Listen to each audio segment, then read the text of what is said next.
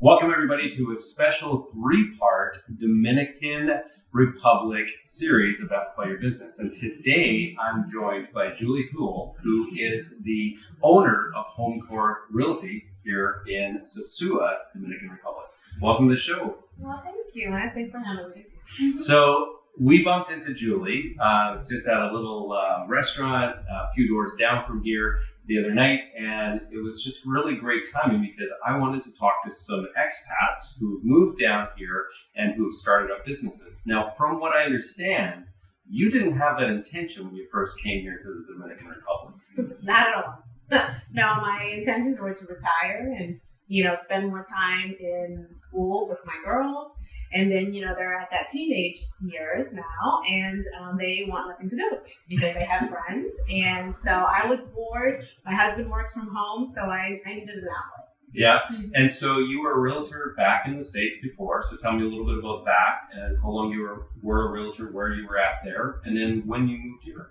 Actually, I've been in real estate for 27 years. I hold a broker's license in Arizona as well as Georgia.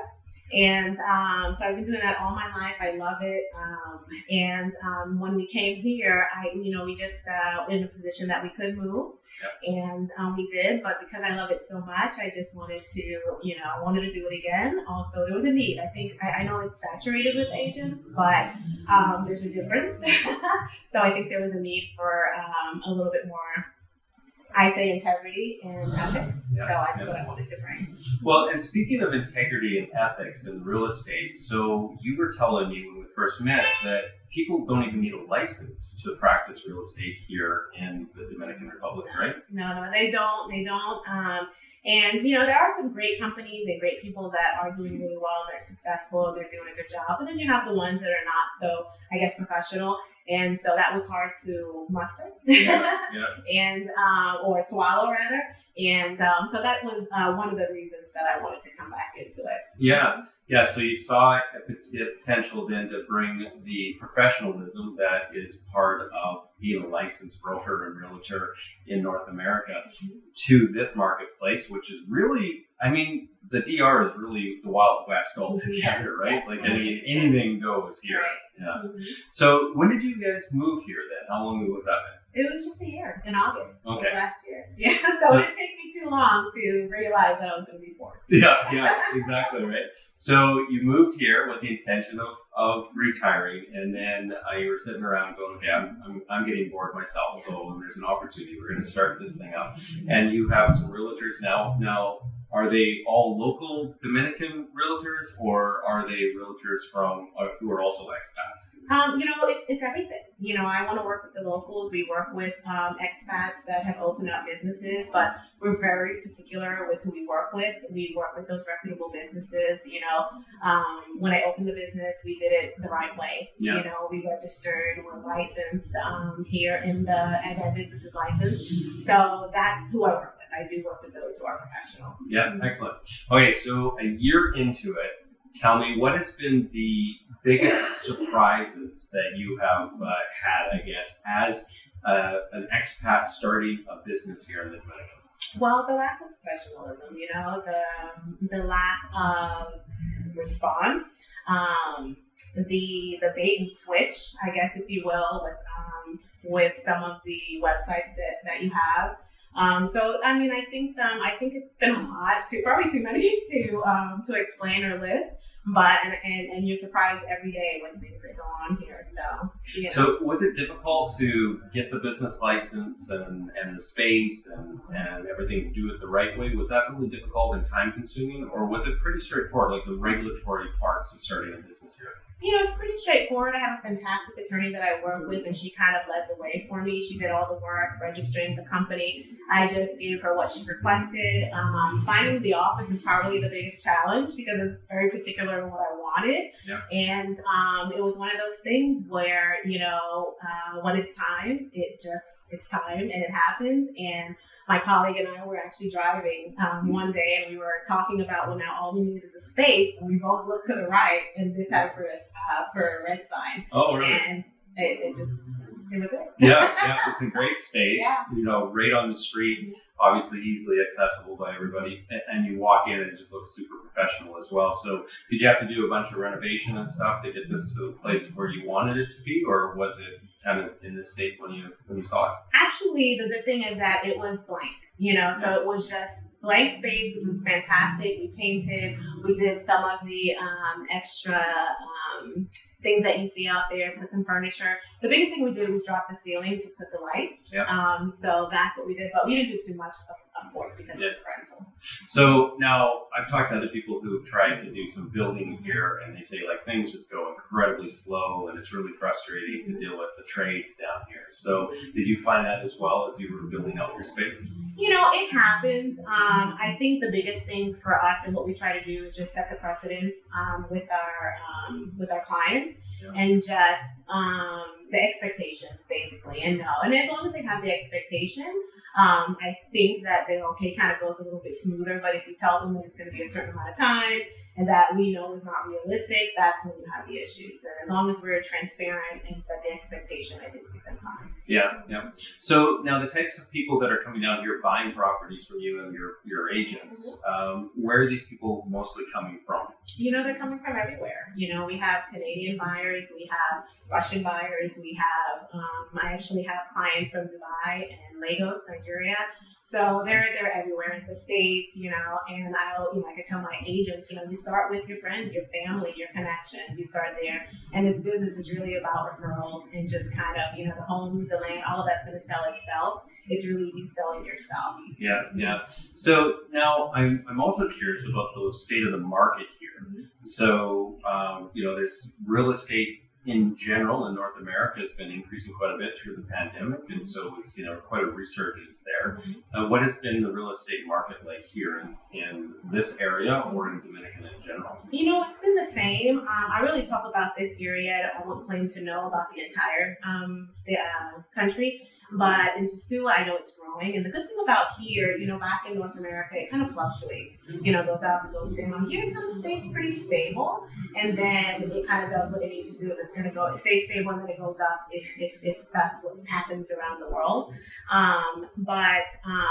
It's whereas now I think it's slowed down in North America. It's still here. Yeah. It's still kind of steady. Okay. We may get that, but as of right now, we're pretty steady. Yeah, because the interest rates have been increasing, especially in Canada anyway, quite a bit. And so that's been definitely putting a damper on real estate there.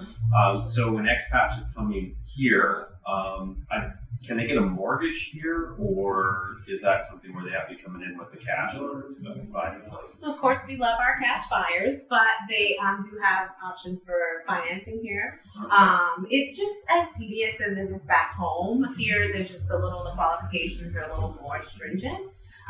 With your credit score, they can drop it anywhere from 50 to 100 points. And you still have to put about 30%. But the other thing is that the interest rate, it goes from 4.75 up to about 6.50 after 5 years, and then it's at a variable rate, and it's based on the market rate. Oh. So they're trying to get you to pay off, your debt before 5 years and just come in with cash. Gotcha. Interesting, because I know if you go to Mexico or something like that, it's really difficult to get financing there. So I was surprised to hear that you can finance here. You can, and many people have. It is it's a little bit harder here. Maybe 1 out of 12 people get approved. Oh, okay. So so it's a little difficult, but it's pretty much like the States. I mean, it's still tedious the same way, but you can.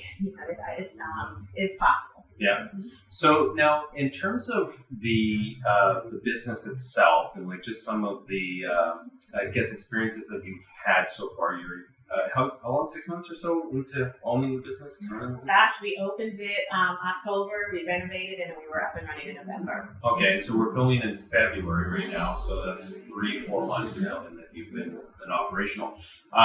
I know a lot of people when they think of going to other countries and starting businesses, especially in developing countries, right? There's this fear of corruption and have you had any experience with that? Has anybody come knocking on the door and said, you know what, we'd like to have maybe a few percentage points of your business or something? No, and I played very nice, and I do play well on the playground. So, I've had a lot of people actually that have been in my corner and support, whether it be from Dominican local or expats that have come here. I've been very blessed to have to be in the position that I'm in, and I actually grew a little quicker than I thought I would. We have about 3 people on our team. We have a marketing developer, website developer. So it's growing in a great way, but it did grow a little quicker than I thought.